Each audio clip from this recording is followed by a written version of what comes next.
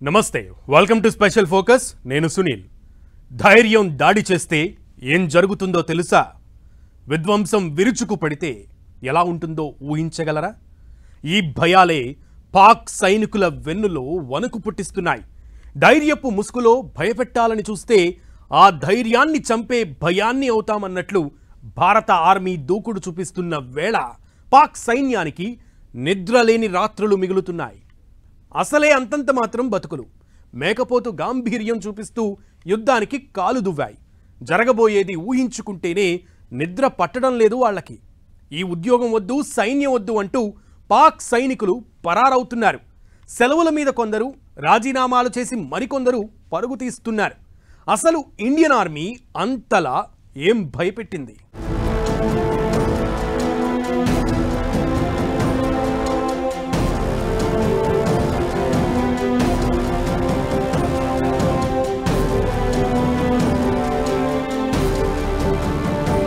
अब आतंकियों की बची खुदी जमीन को भी मिट्टी में मिलाने का समय आ गया है भारत नु चूसी पाक सैनिकुల వణుకు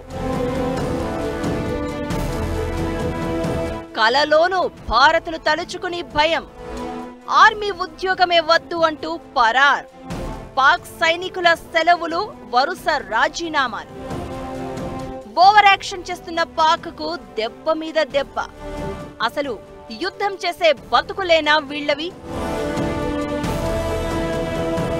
భయం భారత్ పేరు చెప్తే పాక్ కళ్ళలో కనిపిస్తోంది ఇదే భారత్ ఓ అడుగు ముందుకేస్తే ఓ ఆయుధం ఎక్కు పెడితే ఏం జరుగుతుందో ఆలోచించడానికి కూడా ఉండమని పాకుకి తెలుసు ఆ భయాన్ని దాచిపెట్టేందుకు ధైర్యమనే ముసుగు వేసుకొని తిరుగుతోంది పాక్ ప్రభుత్వ పెద్దల నుంచి ఆర్మీ చీఫ్ వరకు దిక్కుమాలిన స్టేట్మెంట్లు ఇచ్చేది కూడా అందుకే లోపల వణికిపోతూ బయటకు మాత్రం బడాయి కబుర్లు చెప్తోంది భారత్ ముందు తామెంత తమ బతుకెంత తమ స్థాయి ఎంత అనేది పాకిస్తాన్కి తెలుసు గతం వేరు ఇప్పుడు వేరు ఇది న్యూ ఇండియా ఎలా ఉంటే అలా ఉంటాం ఎలా సమాధానం కోరుకుంటే అదే భాషలో అర్థమయ్యేలా చెప్తాం అన్నింటికీ మించి ప్రపంచమంతా భారత్కు అండగా ఉంటోంది ఇప్పుడు ఏం చేసినా భారత్ను ప్రశ్నించడం కాదు కదా పాకిస్తాన్ను అయ్యో పాపం అనేవాళ్లు కూడా లేరు ఇదే పాక్ సైనికులను భయపెడుతోంది ఉద్యోగాలు వదిలి పరారయ్యేలా చేస్తోంది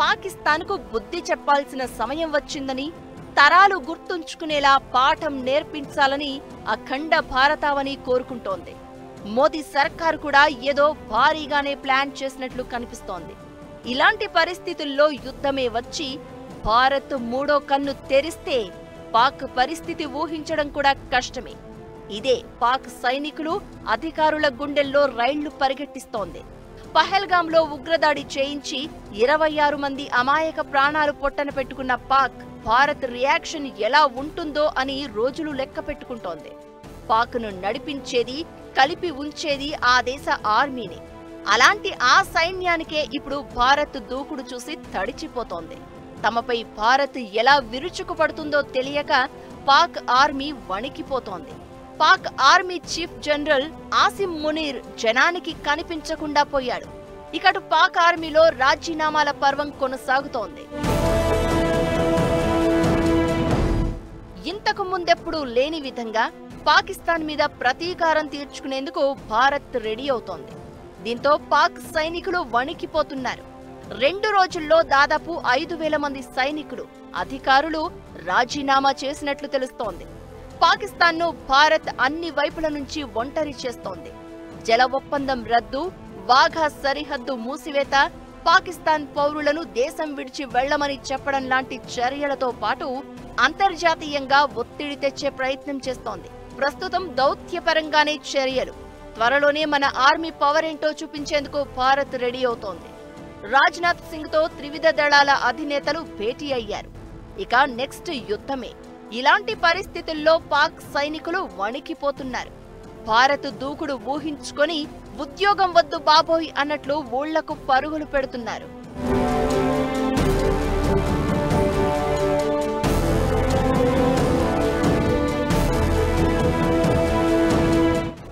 పాకిస్తాన్ మిలిటరీ 11వ corps commander lieutenant general Umar Bukhari Pakistan సైన్యాధిపతి ఆసిమ్ మునీర్కు అంతర్గత లేఖ రాశారు.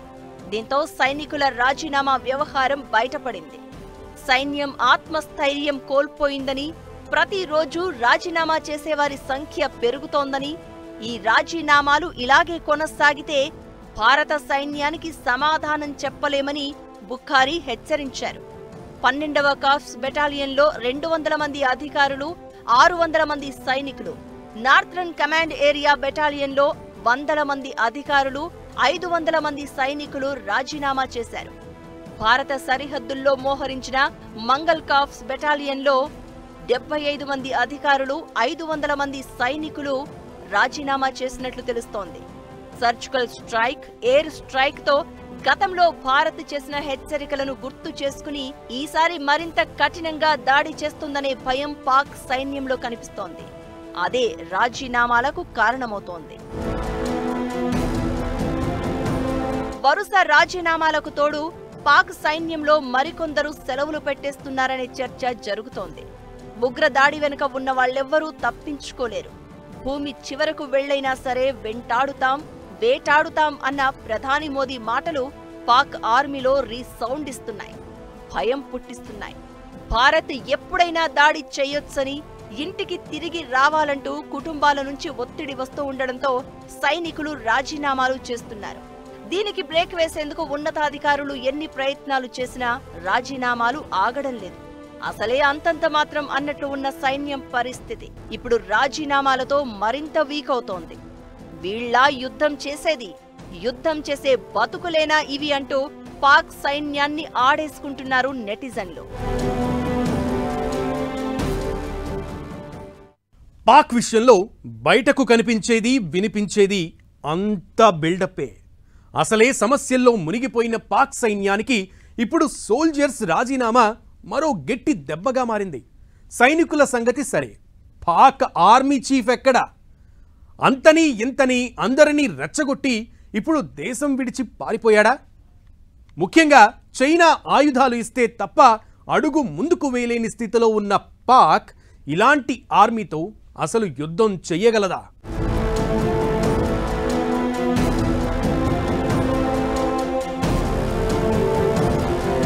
రాజీనామాలు ఇలానే కొనసాగితే పరిస్థితి ఏంటి? ఇలాంటి ఆర్మీతో పాక్కు యుద్ధం చేసే సీనుందా? అసలు పాక్ ఆర్మీ చీఫ్ మునీర్ ఎక్కడున్నాడు? కుటుంబంతో కలిసి దేశం విడిచి పారిపోయాడా? సైనికుల వరుస రాజీనామాలతో యుద్ధం చెయ్యకముందే పాకిస్తాన్ తన ఓటమిని ఒప్పుకున్నట్లవుతోంది. ఇప్పటికే పాక్ ఆర్మీ తీవ్ర ఒడిదుడుకులను ఎదుర్కొంటోంది. సైన్యంలో నైపుణ్యలేమీ స్పష్టంగా కనిపిస్తోంది. బలూచిస్తాన్ లిబరేషన్ ఆర్మీ చేతిలో పాక్ ఆర్మీ ఫ్రాంటియర్ కార్ప్స్ ఎదురు దెబ్బలు తింటోంది.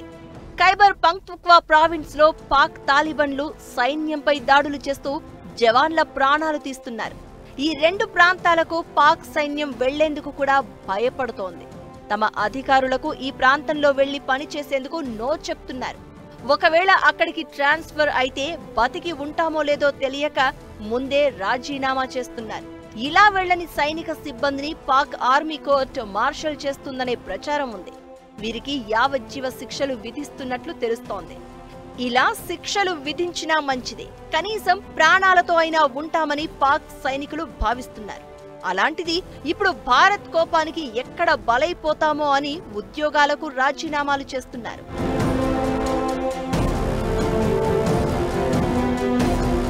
ఇకటు హిందువులపై ద్వేషపూరిత వ్యాఖ్యలు చేసిన పాకిస్తాన్ సైన్యాధిపతి ఆసిమ్ మునీర్ కూడా కనిపించకుండా పోయాడనే ప్రచారం జరుగుతోంది.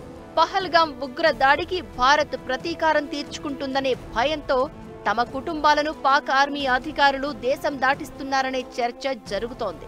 దీంతో భారత్తో యుద్ధం అనివార్యమైతే తన కుటుంబ సభ్యులు సురక్షితంగా ఉండాలనే ఉద్దేశంతో మునీర్ కూడా ఆయన కుటుంబ సభ్యులను విదేశాలకు పంపినట్లు ప్రచారం జరిగింది. మునీర్ కూడా వాళ్లతో కలిసి దేశం విడిచిపెట్టి వెళ్లాడు అనే చర్చ జరగగా దీనిపై పాకిస్తాన్ ప్రధాని కార్యాలయం క్లారిటీ ఇచ్చింది. ప్రధానితో మునీర్ కలిసి దిగిన ఫోటోను పోస్ట్ చేసింది. భారత్ తీసుకున్న దౌత్య చర్యలకే పాక్కు భయం మొదలైంది. పాకిస్తాన్ సైన్యం, ఉగ్రవాదులే కాదు, ఆ దేశ అగ్ర నాయకులు, అధికారులు కూడా భారత్ ప్రతీకార చర్యకు భయపడుతున్నారు. పాకిస్తాన్ సైనిక అధిపతి కుటుంబం పాకిస్తాన్ విడిచిపెట్టిన తర్వాత పీపీపీ అధ్యక్షుడు బిలావల్ భుట్టో ఫ్యామిలీ కూడా పాక్ను విడిచిపెట్టి కెనడా వెళ్లిపోయింది. ఈ ఇద్దరి కుటుంబాలే కాదు, పాక్ జాయింట్ చైర్పర్సన్ షంషాద్ మీర్జాతో సహా అనేక మంది ముఖ్య అధికారుల కుటుంబాలు దేశం విడిచి వెళ్లినట్లుగా ప్రచారం జరుగుతోంది. భారత్ పరోక్షంగా దాడులు చేస్తేనే ఇలా ఉంది, ఇంకా డైరెక్ట్ గా రంగంలోకి దిగితే పాక్ పని అంతే. అగ్రదేశాలన్నీ భారత్కు మద్దతుగా నిలుస్తూ ఉండడంతో పాక్కు చుక్కలు కనిపిస్తున్నాయి. సింధు జలాల ఒప్పందం రద్దు చేసి పాకిస్తాన్ నరాలు తెంపేసిన భారత్ మరోవైపు ఉగ్రవేటలో దూకుడు పెంచింది. అటు ప్రపంచ దేశాల నుంచి కూడా పాకిస్తాన్ మీద ఒత్తిడి పెంచే ప్రయత్నం చేస్తోంది. ఇంత జరుగుతున్నా పాక్ బుద్ధి మారకపోగా రెచ్చగొట్టే వ్యాఖ్యలు చేస్తోంది. దీంతో భారత్ కూడా అదే రేంజ్ లో బదులిచ్చేందుకు రెడీ అవుతోంది. ఇదే పాక్లో సైనికులతో పాటు అధికారులకు భయం పుట్టిస్తోంది. అయితే సైన్యంలో ఇన్ని లుకలుకలు ఉన్నా యుద్ధమే కోరుకుంటున్నట్లు కనిపిస్తోంది పాక్. ఇవన్నీ ఎలా ఉన్నా పాక్ పరిస్థితి మరీ దారుణంగా ఉంది. చైనా ఆయుధాలు ఇస్తే తప్ప యుద్ధం చేసే పరిస్థితి లేదు. అలాంటిది ఇప్పుడు సైనికులు కూడా రాజీనామాలు చేస్తున్నారు. ఇలాంటి పరిస్థితుల్లో యుద్ధం అనివార్యమైతే అసలు పాక్ నిలవగలదా అంటే కష్టమే కాదు, అసాధ్యం. ఇప్పటికే అంతంత మాత్రం బతుకుడు. యుద్ధాన్ని కోరుకుంటూ అనవసరంగా దేశ భవిష్యత్తును పాకిస్తాన్ రిస్కులో పెడుతుందనే అభిప్రాయాలు వినిపిస్తున్నాయి.